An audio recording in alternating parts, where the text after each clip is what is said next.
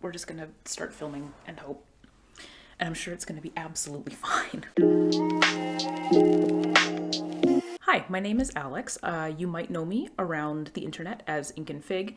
I'm going to be talking about my character and my TBR, my projected TBR for the Orilium Readathon from Book Roast. I will link all of the information for this readathon down below. It's going to be absolutely fantastic. I already know this. So the readathon was created by Book Roast, whom you've probably heard of, and her readathon has been in the past and will continue to be absolutely fantastic. It's super engaging, and it has honestly reignited my love of reading. I was having a lot of trouble before I started with her readathons trying to get back into reading. I made the foolish mistake of doing an English degree in university, and that kind of killed any love I had for reading. And now I'm finally getting back into it, and it feels like coming home. It's great. So if you're unfamiliar with this readathon, essentially we're creating characters and going through a D&D style fantasy adventure. It's very exciting, and I think that the best way to start this video is going to be introducing you to my character. So I am playing a character named Kalaya. She is an Iltyrian from Dark Meadow. Through the readathon event from last year, the Novice Path, I ended up, through the course of that adventure, in the House of the Arcane. So that's what I'm starting off with this month. So for the month of April, we're going to be doing our first semester at Orilium. So for our first semester at Orilium this year, we're choosing our calling, which is basically a career path. I have decided to do the most this month, which is probably going to end poorly for me, but that's fine. I'm comfortable with this. I only just had my best reading month of all time in February, and that was 5 books that I managed to read. And for April, why not just go from 5 directly to 8? Because that sounds totally logical. So that's what I'm doing. So I've decided to go with the Necromancer path. This is going to involve 8 reads for the month of April. Why am I doing this to myself? Because I think Necromancer sounds cool. I read Gideon the Ninth last year, and my internal vibe now is just death, I guess. So here we are. Okay, so what am I going to be reading for Necromancy? So basically, the way that this is set up is for each calling, you have to read a book that lines up with a prompt from a number of subjects. So I have a great plethora of subjects here that I get to read from. I typically go into books choosing not to know anything about them so that I can be surprised when I read them the first time through. That said, I do know a little bit about some of these books so that, I have read a couple of them also, but basically I needed to know a couple things about them in order to match them with prompts because I have chosen to also follow the Archmage path calling for this event. The reason being, I don't know if I'm going to be able to make 8 books happen this month, but 6 doesn't actually seem like a stretch. So I've basically rematched all of these books that I'm going to be talking about down into Archmage also under different class headings. Because then by the end of April, I will have actually completed one of these 2 paths, or one of these 2 callings, and ultimately, that's all that I need. I just need to finish a calling so that I have something to do in August, basically. So the first class that I have to read for is Shapeshifting. The prompt for Shapeshifting is an animal with claws on the cover. I have chosen Earthlings by Sayaka Murata. I need to explain this a little bit because clearly, Buddy here is a stuffed animal and does not have claws, but hedgehogs themselves do have claws. So I am taking that to mean that this boy has metaphorical claws. That's the answer I'm going to go with here. I read Convenience Store Woman last year, and it changed my life. It actually convinced me to start going and living my life the way that I decide that it should be lived, not the way that other people tell me to live it. It was a very heavy read, but a good one. So I'm really excited to read Earthlings. So Earthlings is about... This is the thing. Again, I love going into things without knowing what they are. So basically, what I understand of this book is that it is about an asexual woman who finds out she's an eight. Wait, no, hang on. That's not it. Okay. As a child, Natsuki doesn't fit in with her family. Her parents favor her sister, and her best friend is a plush toy hedgehog named Piyut, who talks to her.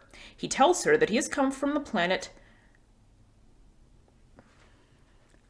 I've decided to start reading this, so I have already committed to reading this word. Popinopobopia. Sure. On a special quest to help her save the Earth. Cool. Oh, wait. She later is a grown woman and living a quiet life with her asexual husband. Wait, I thought she was... Okay. Long story short, ace representation. Hello. Also aliens. That's what we're getting into with this. I'm excited about it. I will explain more about this book after I have read it, and I will not continue to spoil it for myself. And maybe I will figure out how that planet name is pronounced, because that's our first class. Second class. My second class is going to be animal studies. This one requires a quick read. I have chosen a book of poetry because typically I can get through those really quickly. And my approach for this was to see what was in stock at my local library. So luckily for me, the book Gumbo Yaya by Oriel Marie was in stock on my library's digital platform. So I'm going to be reading this as an ebook. And I am super excited for this. It tackles all kinds of different intersectionality topics and issues within the context of Black girlhood and Black womanhood. And I think that it's going to be a very informing read for me as an outsider in that context, obviously. But also just, I read a sample of the poetry and it is just sublime. Like, I haven't read much poetry in my life, but this is one of those books of poetry that might make me a convert. Like, it's so good. So I'm very excited to read that for this prompt. My next class is Inscription, and this one, I had so many options for what to read for this prompt. So the prompt is read an intimidating book. Most books intimidate me, honestly, because they have several pages and I have very limited bandwidth. But I ended up going with a piece of literature that I've been trying to read for a really long time and not managing to actually get to for varying myriad reasons, none of which are particularly compelling, but I mean, what can you do? So I'm going to be reading the Poetic Edda, which, bold choice. It's not necessarily it's not necessarily a book that you would see in something like this, but it's something that I'm going to be reading anyway, because I've been meaning to read this. I have been meaning to read this book for a very long time, and I just haven't, because it's poetry, first of all, and again, I don't read a lot of poetry. I'm very intimidated by poetry in and of itself, but also this is sort of a historically relevant text for Norse paganism, just people who are interested in world history. Like, it's one of those sort of seminal reads that you probably should get to at some point if you're in that kind of wheelhouse. So I'm going to be reading the Poetic Edda for my intimidating read. Am I going to be intimidated? Chances are extremely high. I am already terrified, but it's getting read this month. The next prompt I'm actually quite excited about is the Spells and Incantations, for which I can read a short story or an essay. This ultimately was the prompt that made me decide to go for Necromancer, because between this and the quick read prompt, again, for which I'm reading Gumbo Yaya, I get to actually have a fighting chance of reading 8 things this month. So the short story I have opted to read is a reread for me, because I haven't read this since, I think, high school. I'm going to be rereading The Lottery by Shirley Jackson. So I've been seeing The Lottery around the internet in just random places lately, so I thought, you know what, this must be a sign. I'm just going to go ahead and read it. So I'm going to be obtaining a digital copy because I believe this is public, I believe it's public domain. So I'm gonna obtain a digital copy somewhere and read that. And if I can't do that, I'm sure I can look through all of my literary anthology textbooks, and it's gonna be in there somewhere, because why wouldn't it be? Okay, so back into books that I actually have in my hands that I can show you. My next class is Conjuration. The prompt for Conjuration is to find a book with a source of light on the cover, so I have chosen Embers by Richard Wagamese. I've been wanting to read this for a while. I've owned it for a few months and just haven't gotten to it yet. It's, first of all, this book is stunning. Like, look at it. And second of all, this, I think, is just going to be a very important read. So this book is a collection of meditations and indigenous wisdom as told through Wagamese's personal lens. And I'm very, very honestly excited to read this. So my next class is Restoration. The prompt for this was to find a book about healers. And so I have chosen You Are the Medicine by Asha Frost. This book is, again, chock full of indigenous wisdom by an indigenous woman, and this book is about healing. What I think I'm going to be getting out of this book is understanding more about how I can help make space for and facilitate the indigenous healing journey. And the only way that I really know how to do that is to have context, because I can't help with things that I don't understand, if that makes any sense.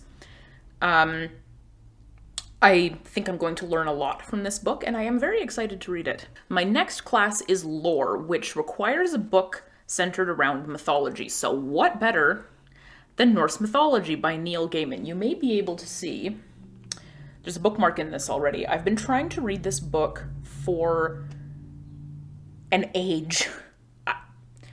I think it's one of the books, I have this issue wherein if I enjoy a book too much, I stop reading it because I don't want it to end, which is a little bit silly. So I am bound and determined to finish this book this month, finally, so that I can put it aside and move on to bigger and better things. So again, you sort of may notice a theme emerging. I'm reading this, I'm reading the Poetic Edda. I'm clearly learning about Norse mythology right now, so that's great. I think that's okay, right? Like, I'm learning about Norse mythology and I'm reading and learning about indigenous wisdom. So I think this all balances out. We've finally made it to the last prompt, which is great because my back is killing me. So my last class for necromancy is demonology, because of course it is. My prompt for this one is to find a book with shadow in the title. Now, the obvious choice is Shadow and Bone, but I read that in February, so I needed to find a new one. I had not heard about this book before because everybody on Instagram talks about Mexican Gothic, and I have not seen this one around, honestly. But I'm very glad I found it because this sounds rad as hell. I'm going to be reading The Gods of Jade and Shadow by Silvia Moreno Garcia. This book, the reason I picked it up and the reason I am so jazzed about reading this is that it is about summoning death gods, which is absolutely so deeply my thing. I honestly just can't wait to start this. This honestly might be my first read of the month because I am just so into this. Now, I mentioned that I'm going to be doing both necromancy and archmage at the same time, for reasons being that I'm not sure I can actually complete necromancy because there are so many reads involved with it. So, I reassigned a number of these to different classes for Archmage so that I can also work towards that calling, and then I can just take whichever calling I actually end up finishing. So, for Archmage, my classes are, so my first class is Alchemy, wherein I need a book with a theme of romance in it. So I've ended up reassigning Gumbo Yaya to this prompt because it does explore romance as a Black woman, romance as a Black woman who loves other Black women. So I'm like, that absolutely counts. 100%, don't at me. My next class, again, is Inscription. This is the intimidating read, so the Poetic Edda once again rears its head. We're gonna end up reading this book, and it's going, well, it's happening whether I like it or not. My next class is Artificery.